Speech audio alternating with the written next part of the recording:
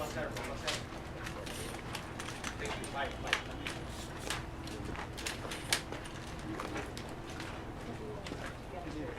There, John. I'll do the pigtail. Get the mic up there. You can do.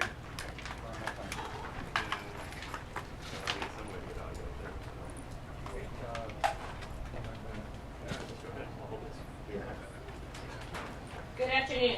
Thank you for joining us today.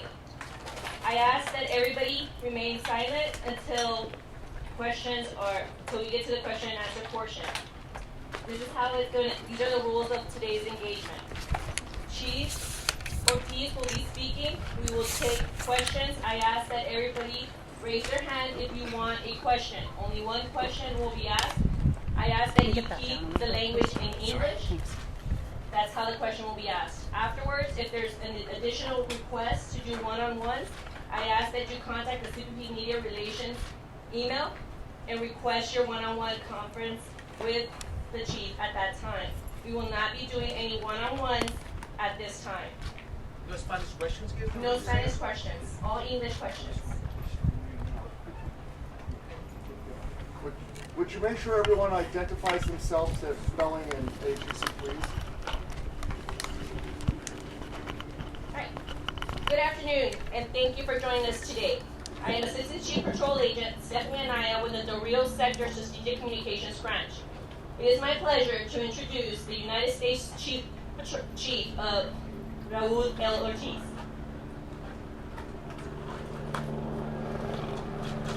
Thank you, Stephanie, and good afternoon. I'd like, first off, to introduce my interagency partners, because without them, this would certainly be a very difficult situation for us to manage. So, to my right, I have the Director of Field Operations, Randy Howe, out of the Laredo Field Office, but he oversees this area. To him, I have Deputy Chief Carl Landrum, who is my incident commander on the ground here. To his left, we have the Regional Director for DPS, Victor Escalon. Of course, behind me, Valverde County Sheriff, Joe Frank Martinez. And we have the Mayor of Del Rio, Bruno Lozano. We have the Chief of Del Rio Sector, Robert Garcia, who this is his area of responsibility. And then next to him, we have Liliana Flores, who is the Port Director of the Del Rio International POE. As Stephanie mentioned, I am Raul L. Ortiz. I am the Chief of the United States Border Patrol out of Washington, D.C., but this is my hometown. So the Border Patrol, in conjunction with our interagency partners, is taking a number of steps to ensure the safety and security of the migrants, the local community, and our agents and partners who are working to address the increase of migrant arrivals in Del Rio, Texas. Our agents and our partners have the experience and training to manage this situation. I've been doing this for 30 years. And that is exactly what we are going to do on this issue. We are bringing additional resources to assist with security, migrant care, transportation, and processing. We are providing food, water, portable toilets, towels. Emergency medical technicians are available for first aid. If someone needs medical care beyond what our EMTs can provide, we are working with the local medical facilities for additional care. We are working around the clock to expeditiously move migrants out of the heat elements and from underneath this bridge to our processing facilities in order to quickly process and remove individuals from the United States consistent with our laws and our policies.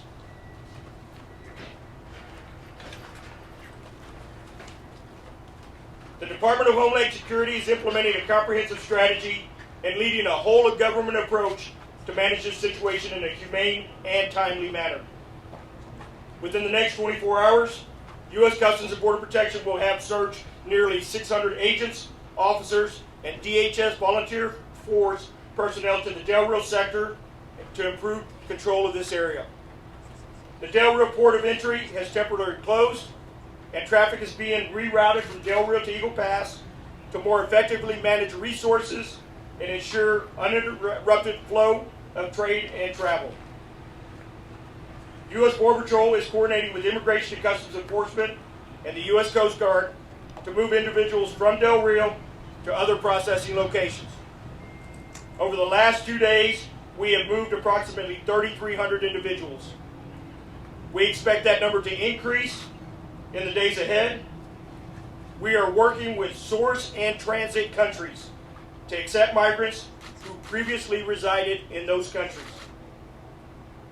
DHS is also working to accelerate and increase the frequency and capacity of Title 42 flights to expel individuals to Haiti and other countries of origin. Lastly, I just want to thank all my partners here, the federal, state, local, NGO partners, the communities that have come together and have worked long hours to address this challenging situation here in Del Rio, Texas. I also want to reiterate that migrants attempting or considering making the journey to our border should know that we are still enforcing CDC Title 42 order and that they will not be allowed to enter the United States. They will be removed and they will be sent back to their country of origin as mandated under our current law. Our partners at the State Department are working to ensure that there is adequate support when they land in Haiti. Now I'll take any questions. Chief, give me a second. I will handle the questions. Ask that you state your name and the outlet that you're affiliated with, and limit your question to one. At this moment, I'll take your questions. Please raise your hand. Sir? Okay, Chief Ortiz, thank you so much for being here. I know that this has been a really overwhelming process for you guys. What is it that you think at the next timeline, let's talk about timeline here. Yesterday were about 14,000 plus migrants underneath the bridge. How long do you think it's going to take you to reduce that number? So our expectation is to have up to 3,000 migrants transferred out from underneath the bridge to our processing facilities or to a flight line within the next 24 hours. So we have set a goal for ourselves, and we're doing everything we can to achieve that goal. I will tell you, over the midnight hours, we did not have one crossing in this area, so that is certainly very optimistic and promising, and it's going to get us to a point where we can manage the population that is underneath the bridge at this point. Okay, at this time, we'll take question number 2. Hi, Chief. One of the questions that everybody's asking is why Del Rio, why now? We've seen these types of surges in the Rio Grande Valley, for example, but why Del Rio, why now? What does your intelligence tell you? So there's a couple of things that our intelligence is telling us about the Haitian migration flow. When I was the chief here in 2019, we faced a similar influx. It just wasn't to the same magnitude of what we've seen over the last 4 or 5 days. Haitians and folks from Western Africa traditionally cross in the Del Rio sector area because they have known individuals previously who have crossed in this area. They say the community across the border in Acuña is relatively safe, and so traditionally it's because of word of mouth. Certainly what happened this time is that number doubled and then tripled relatively quickly, and so we had to move resources in here as quickly as we could to manage that, and we're getting to that point where we've got a pretty good handle on the migrant population that's under the bridge. Can you identify yourself, ma'am? Rosa Flores with CNN. Go I have ahead. a question, sir. Yeah, Morgan Chesky, NBC News. I'm curious, is there any timetable right now where every single person under this bridge can be processed? Yeah, most definitely. We do have, we're working with our teams. I was the deputy chief and the chief in the Rio Grande Valley for 5.5 years, and so I've seen these influxes. From 2013 to 2019, Rio Grande Valley was the busiest place in the country. I came here in 2019, and Del Rio really started to pick up, so maybe the traffic's chasing me. But I will tell you that over the next 6 or 7 days, our goal is to process, the 12,662 migrants that we have underneath that bridge as quickly as we possibly can. I'll take questions from this side of the room now. Sir, identify yourself first. Fernando here with Telemundo Dallas.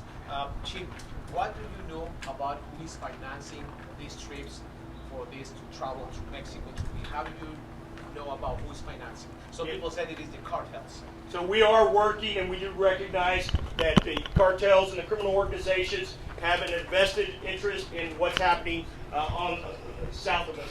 And so we are working with our interagency partners, with our investigative agencies to identify those organizations and do everything we can to prosecute them. We're going to work with our Department of Justice partners, but the issue at hand is addressing the migrant population underneath the bridge. Okay, this will be our last question. Go ahead. Sería en español, Chief. I ask that you ask in English, please. I'm saying, Chief. Oh, okay, but your question. Yes. Okay. Okay. Chief, thank you for your time. What is your message for the Mexican authorities? We were there on the other side before yesterday, and there is no control. The traffic is a non-stop situation. What can you tell them?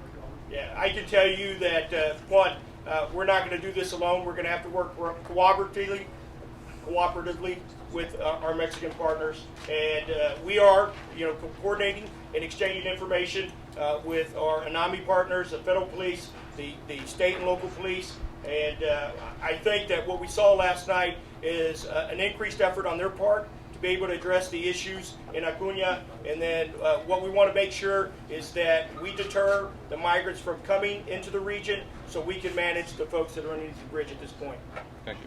At this moment, we thank you for being here, and that'll be it for questions. What can you say about Texas DPS? I mean, they really have. You said there were no. Thank you. There'll be no more last night, but are people still coming back and forth? And how are there? Are you guys stopping the process? We'll take any questions on the CBP media relations if you have any follow-ons.